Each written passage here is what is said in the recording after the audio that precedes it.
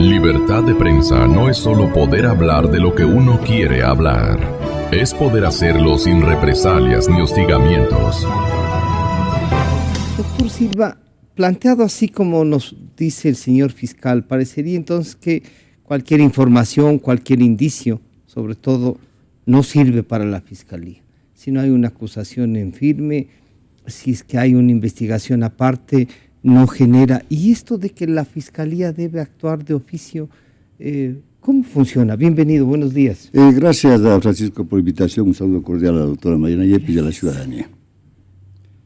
Mire, el señor doctor Galo Chiriboga, fiscal general del Estado, es un deudor moroso, insolvente para la administración de justicia, por su actitud, por su accionar, por la falta de planificaciones estratégicas y metodológicas que no ha impuesto y menos ha preparado para la administración de justicia penal en cuanto a la fiscalía.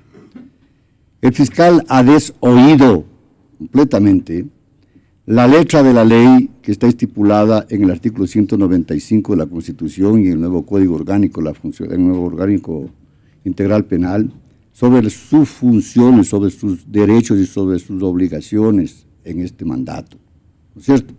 Al extremo de que si usted averigua o acude a las fiscalías, se avergüenza de saber que cada fiscal mantiene en sus escritorios no menos de 4 y 5 mil anuncios de delito. Esto es una vergüenza.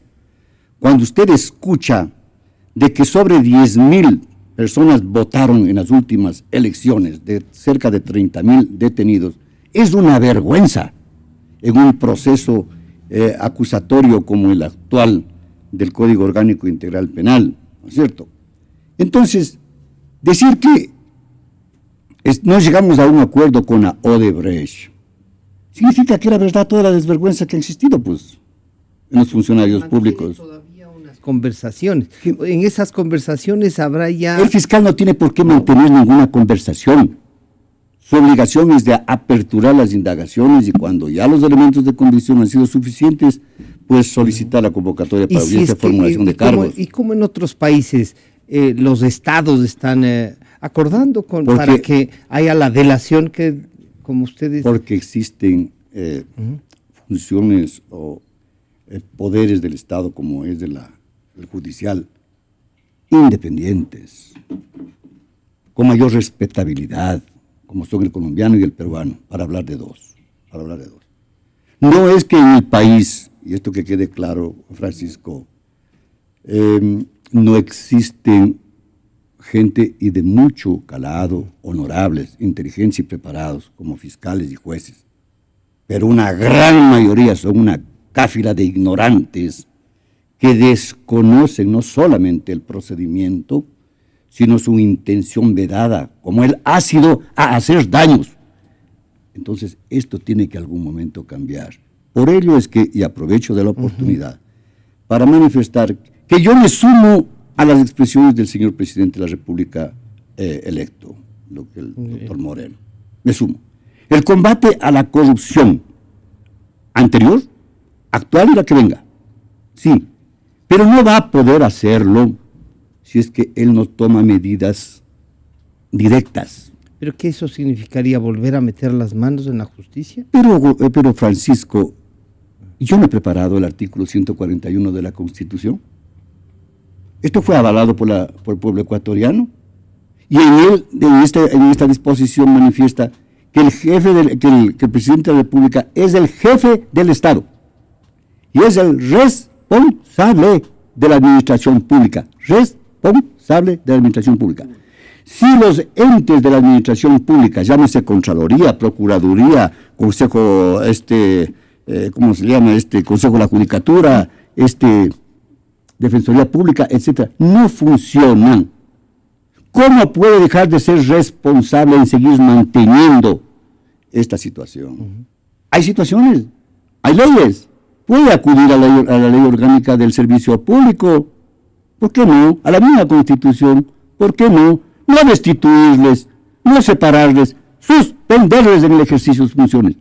Para esto existen suficiente, un arsenal ¿no es cierto? De una legislación. De una legislación. Y Pero de hechos. eso no sería admitir, doctor Silva, que entonces el presidente Correa tenía razón cuando dijo: yo soy el jefe del Estado y por lo tanto Cometió el error de no aprovechar lo que dijo. Debía sostener, debía mantenerse y pasar a la historia con esta situación. Sí. Más aún, habiendo el dinero que existía. Mire usted, en que se podía hacer maravillas, un cambio radical a la administración de justicia, no solamente en un campo estructural, edificaciones, etcétera, porque esas no juzgan. Es el hombre que integra la administración pública el que debe ser completamente evaluado. Y esto, hasta la presente fecha, no pasa. Adolescentes. Bienvenida. Bueno, usted como ex fiscal general del Estado, como maestra universitaria, cuando dice la Fiscalía que no, que el solo anuncio de un delito no es que la Fiscalía debe moverse, pero cuando este anuncio de un delito es una delación de la propia empresa, de los funcionarios de esa empresa que dicen sí, nosotros pagamos, y sale en la prensa, y después de todas maneras hay un detenido. ¿Cómo funciona esto de que la Fiscalía debe actuar por oficio? Y le ruego comentar aquello de que el jefe del Estado sí puede meter las manos en la justicia. Bienvenida, buenos días. Muchas gracias, Francisco, buenos días, gracias por la invitación y por compartir con el doctor Silva. Muchas gracias. Buenos días a todos. Primero voy a comentar ligeramente las expresiones del doctor Silva en la interpretación sobre el hecho de que el presidente de la República es el jefe de Estado. Yo creo que esta es una discusión que amerita muchísima reflexión y ahora no es el momento adecuado como para llegar a una conclusión. Pero mi criterio es que el presidente de la República es el jefe del Ejecutivo y naturalmente que es el representante del Estado hacia el exterior y hacia el interior también, pero no significa que él sea el dueño del país, pues no, y sobre todo el dueño de las funciones del Estado. Cuando nos conviene, he escuchado yo a muchas personas vinculadas con la Administración de Justicia y también con la Administración Pública, cuando conviene invocan la teoría de Montesquieu y cuando no es conviene no existe, ¿no? O fue superada. Yo no creo que sea una teoría superada, porque la base de la democracia está en la independencia de las funciones y sobre todo de la independencia de la función judicial.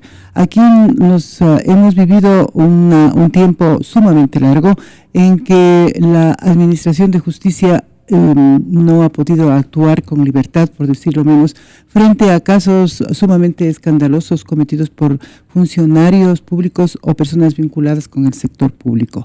Entonces, esa es la base de la democracia. Y no solamente lo digo yo, sino que eso está en muchísimos países consagrados, en muchísimos países, a menos que no es doctrina, pues es una doctrina basada en Montesquieu, aunque sea esta muy antigua, pero está ido desarrollándose y es una teoría constitucional. A menos de que estemos en situaciones especiales como por ejemplo Venezuela. Y Venezuela también sufrió un impacto muy grave en el momento en que la Corte Constitucional ingresó, por decirlo menos, a la función legislativa, ¿no? Y suspendió actuaciones de la función legislativa. ¿Y qué decir de la función judicial? Entonces son estados especiales en que no me voy a atrever a calificar, pero que la democracia está bien lesionada. Entonces, más bien una función judicial robustecida, no solamente en la parte estructural, como mencionaba el doctor Silva, sino en la parte ideológica, en el ejercicio de sus funciones. Eso pueda da juzgar solvencia, más allá de su cercanía al poder ejecutivo, ¿no? Y entonces tendrían que ser totalmente independientes. Bueno, es decir, una lucha, una lucha permanente desde que yo ingresé a la función judicial. Ingresé en el año 1967 mediante concurso, entonces fíjese tantos años que tengo de estar vinculada a la función judicial y después con el avanzar del tiempo se abrió la función judicial porque antes era cerrada, era un poco secreta y eso tampoco es democrático y entonces se abrió porque el Banco Interamericano llegó al país más o menos por el año 1990 o alrededor de ese año. y se hicieron evaluaciones, ya no solamente con el Banco Interamericano, sino con otros organismos internacionales. Y en eso vino el programa Pro Justicia, con posterioridad. Y yo debo destacar que ahí estaba el doctor Yal. El doctor Yal no era el presidente en esa época, pero era colaborador, trabajaba era parte de la directiva de justicia, ¿no? Pero después, porque antes estuvo en una corporación, que recordemos, porque es bueno hacer historia, en la Corporación Latinoamericana de Desarrollo, colaboraba en esa corporación. Y como colaboraba en esa corporación, que también tenía sus intereses en la función judicial, estaba trabajando por la modernización y por la independencia. Entonces el doctor Yal trabajaba ahí, yo tuve la oportunidad de conocerle y le he conocido como una persona muy dinámica, inteligente y bien intencionada. Así trabajó después y colaboramos juntos, estaba ya en Pro Justicia y debo expresar que cuando yo llegué a la Fiscalía, Pro Justicia fue uno de los órganos que me apoyó. Y me apoyó porque era la Fiscalía un órgano incipiente, separado de la Procuraduría y sin capacidad económica, aunque con una capacidad constitucional que es una lástima que le hayamos perdido, porque era la independencia de los demás poderes del Estado. Hoy la función judicial es un órgano dentro de la función judicial. Entonces, con el doctor Yal trabajamos en el desarrollo de la Fiscalía, y aparte de eso su intención permanente fue, y su lucha permanente fue la independencia de la función judicial. No voy a hacer ninguna crítica al respecto, pero creo que esa bandera que él aportaba en esa época, la aportaba con muchísima, exactamente, yo veo que como que la bandera no está flameando como debía haber flameado, exactamente, y entonces extraña a quienes le conocimos, ¿no? Pero lo que sí hay que rescatar es un trabajo de estructura, digamos, un cambio de modelo, quizás acoplado con con modelos de otros estados, informático, también con los adelantos, ¿no? Informáticos, pero los abogados nos quejamos mucho. Yo ejerzo un poco la profesión, pero nos quejamos por la falta de acceso con facilidad, porque no solamente... El doctor Silva nos acaba de decir la cantidad de posibles delitos que están en cada uno de los escritorios de los fiscales. Puede ser, y eso yo no tengo conocimiento exacto, pero de esto pasamos a la función del fiscal como el órgano investigador de la función del delito. Cuando se habla, en el caso de Brecht, y este es un tema, lamentablemente nos está yendo el tiempo, pero yo sí quisiera pedirles a ustedes, si en el caso de Brecht el fiscal nos ha dicho, y el presidente también, la lista, ¿qué quieren con la lista? Si es una empresa corruptora y lo que nos va a decir es a quién ha corrompido, pero ¿qué autoridad moral tiene la Odebrecht? ¿Cómo les juzgamos entonces si la Odebrecht es la que sabe a quién apaga? Entonces, ¿para qué le enjuician al ingeniero Mosquera? Con ese criterio. Que lo que dice la Odebrecht no sirve para nada. Y lo que dice igual el señor Pareja, lo que dice el señor Delgado, como son delincuentes que se han fugado, no ya están descalificados.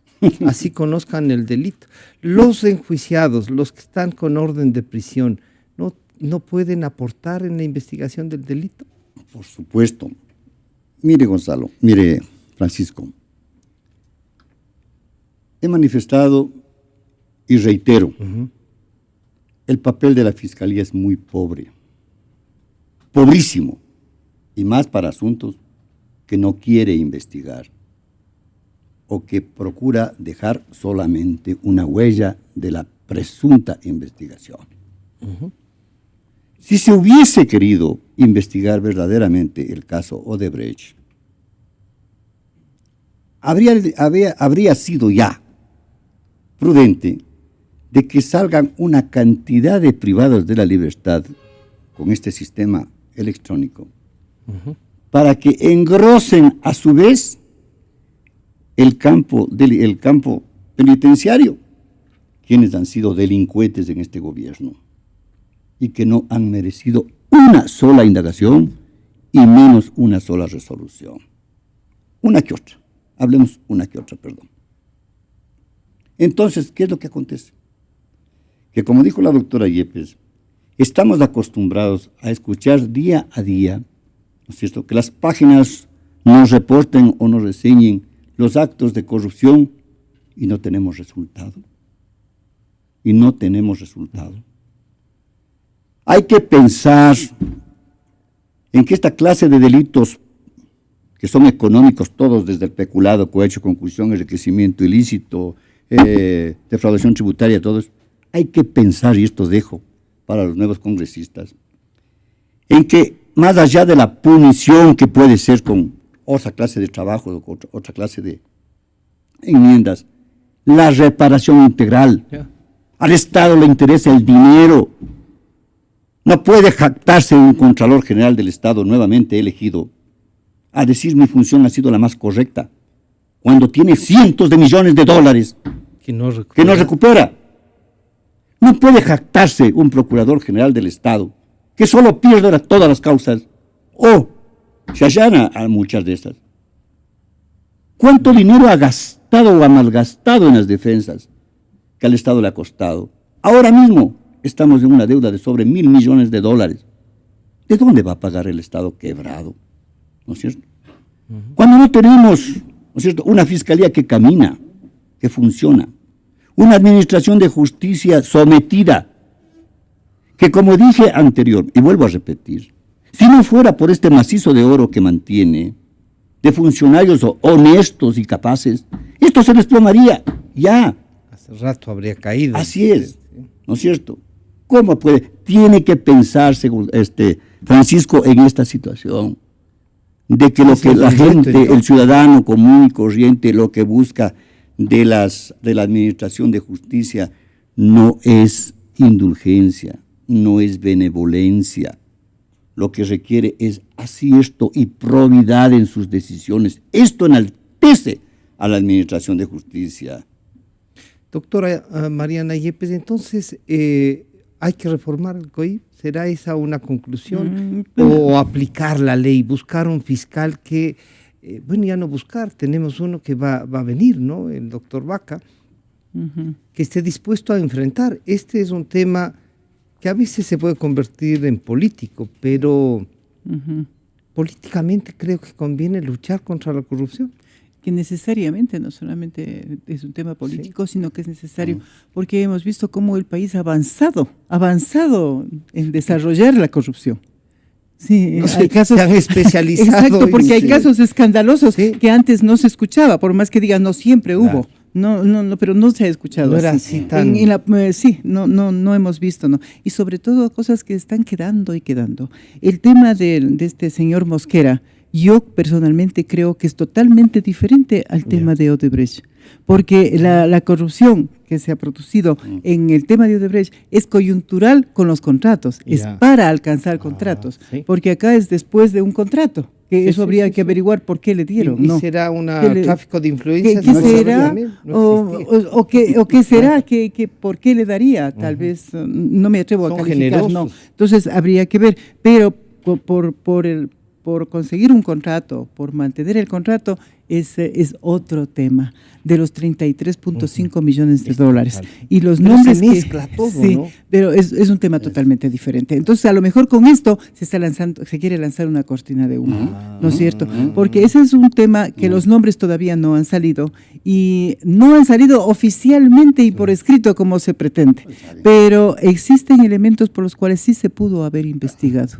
Cuando usted dice, vean la fecha, desde tal fecha a tal fecha que dicen que han pagado, vean quiénes firmaron, quiénes eran los abogados, todo eso se podrá. Y además, yo alguna vez lo dije aquí, ¿a quién habría que investigar también? Pues a la Odebrecht, pues.